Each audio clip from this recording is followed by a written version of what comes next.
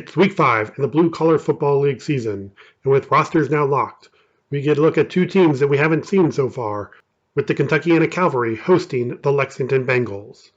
The game is a rematch of one that was played on June 3rd, in which the Cavalry had 3 pick sixes on their way to defeating the Bengals 31-6 in Lexington.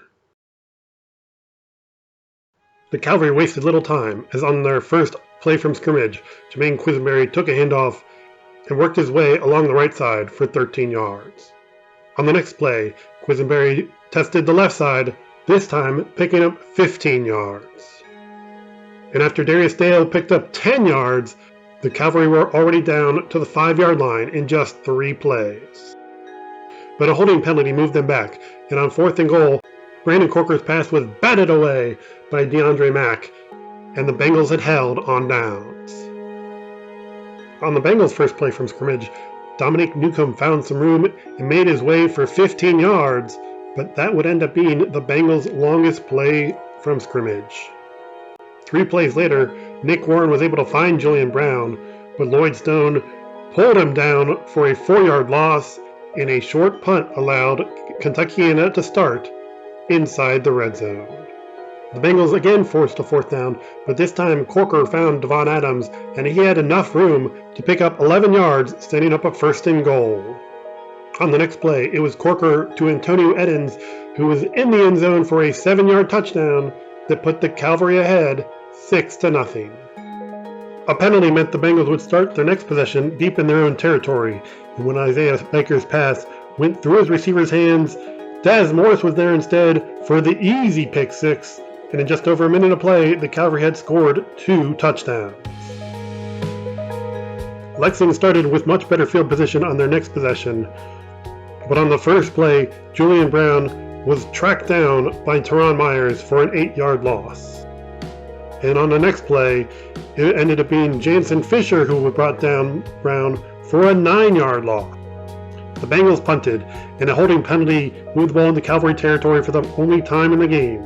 But on 3rd and 20, Darius Dale took a short pass and worked his way. He would not be stopped before he picked up 26 yards and a 1st down. Facing another 3rd down, this time 3rd and 1, Quisenberry went into the heart of the Bengals defense, then bounced outside and made it 20 yards for their 3rd touchdown in just over 5 minutes.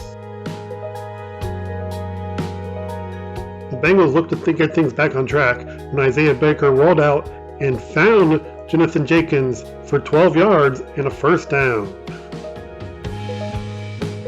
But the Bengals turned the ball over on downs, and on the first play of the second quarter, Devon Adams burst through the defense, picking up 22 yards down to the 2-yard line. On the next play, Adams finished the job, making one cut before finding his way into the end zone for the touchdown. And when Corker found Cody Cutner in the corner of the end zone, the Cavalry were finally able to tack on the 2 points, this time giving them a 26-0 lead on the Bengals.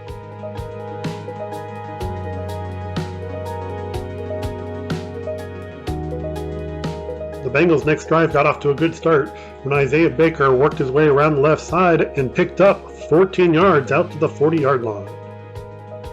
But 2 plays later, Nick Warren was now at quarterback, and he was looking deep, but his pass was picked off by a leaping Dominique Johnson. He stumbled, got back up, stumbled again, and was working his way, finally made it 29 yards down to the 41-yard line, with 15 yards tacked on for a face mask at the end. Kentuckiana picked up 1 1st down, but then Devin Patton threw down Corker. The ball came out, and Josh Long was there to recover for Lexington. But the Bengals turned the ball over on downs again, and on Kentuckiana's first play, Quisenberry worked the right side and found some room to gain 11 yards down to the 14. Later, with Jordan Bender now at quarterback for the Cavalry, he found Rashad Britton, who made his way 7 yards for the touchdown. The 2-point conversion that followed had the Cavalry up 34-0. Just before halftime, Demetrius Booth was able to wake his way for 14 yards through the Cavalry defense, but that is where the half ended, with the Cavalry still ahead 34-0. Lexington got the ball to start the second half, but the Cavalry kept applying the pressure, and Dominic Newcomb's pass was picked off by Joe Norris at the 45. He sprinted down the sideline for 33 yards, taking it to the Bengals' 22-yard line. On the next play, the Bengals left Larry Taylor uncovered. Bender found him for the 22-yard touchdown that had the Cavalry ahead 42-0. The Bengals' next drive got off to a good start when Dante Richards hit Julian Brown, who made it 10 yards for a first down. But the Bengals turned it over on downs yet again, and in the fourth quarter, Bender found Dale for 14 yards, setting up a first and goal at the 6. 2 plays later, Adams scored for the second time in the game, this time a 2-yard touchdown that had the Cavalry lead up to 48-0. The Cavalry had one final possession in the game, and when Bender took off, he gained 15 yards, setting them up at the 23-yard line. But after a penalty on 3rd and 18, Dante Richards brought down Bender for a sack, and time ran out as the Cavalry had to settle for a 48-0 victory. The Bengals stopped the Cavalry on downs on the first and last possessions of the game, but in between, the only stop the Bengals had was when Patton forced a fumble. Jermaine Quisenberry led the Cavalry with 6 carries for 65 yards and a touchdown. Adams had 6 carries for 31 yards and 2 touchdowns and also caught an 11-yard pass. Corker and Bender combined for 101 passing yards and 3 touchdowns, 2 by Bender and 1 by Corker. Darius Dale was the leading receiver with 2 catches for 40 yards. Dominique Johnson paced the defense with 4 tackles, all solo, 1 for a loss, and had an interception. The Bengals used 5 quarterbacks in the game. Isaiah Baker was the leading passer, completing 2 passes for 20 yards. He was also the second leading rusher with 16 yards. Patton finished with 4 tackles, 1 for a loss, a forced fumble, a sack, and he blocked an extra point. DeAndre Mack led the team with 5 tackles and had 3 pass breakups. Meanwhile, in Cincinnati, the Bison RED traveled to face the Dukes, hoping to hand them their first loss of the season. Early on, the Bison RED went on an 11-play drive, but that ended when Lamont Dixon picked off a pass and he brought it back almost to the 40-yard line. The Dukes followed that with a 7-play drive that lasted into the second quarter and ended when Kamani Murray connected with Darian Brown for a 23-yard touchdown on 4th and 9. 3 plays later, it was Kayvon Burnett who came away with the interception, the Bison's Red third turnover in their first 3 drives. When the Bison Red got the ball back, Andre Wells took a backwards pass from Dominique Rogers and picked up 12 yards. On the next play, Wells took a more conventional handoff, but still picked up 14 yards out to midfield. But with time running out in the half, the Bison Red threw an incomplete pass on 4th down, keeping the Dukes ahead 6-0 at halftime.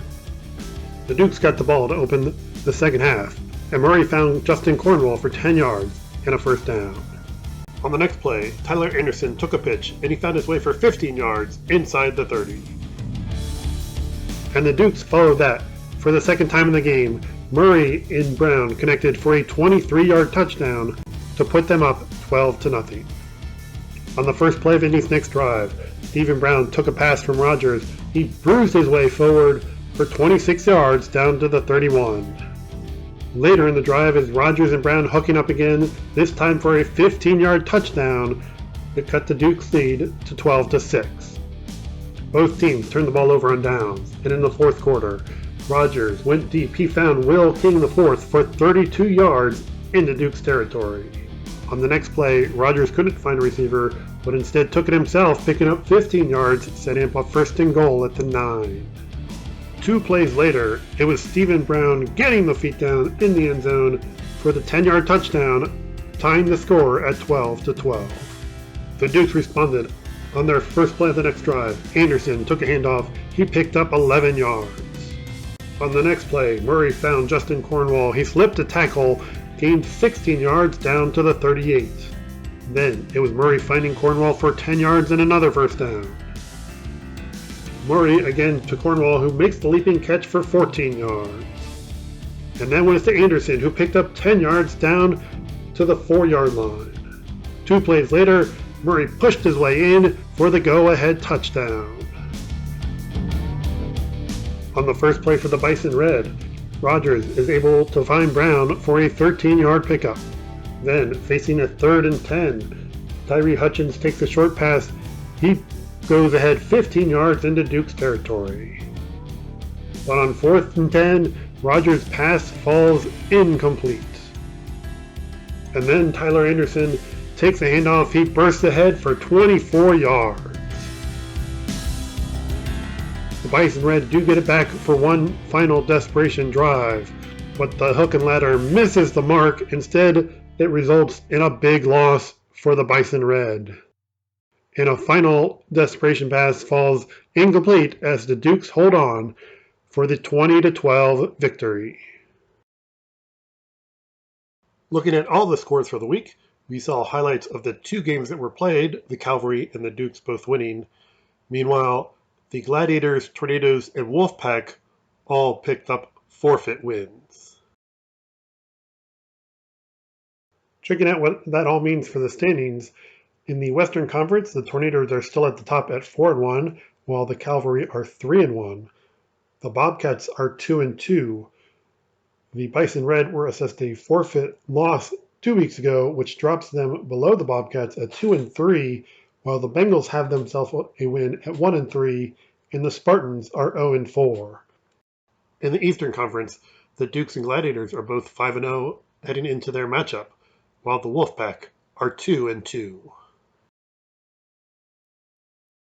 Looking ahead to this week's schedule, the 2 remaining undefeated teams in the BCFL face off when the Dukes go on the road to face the Gladiators.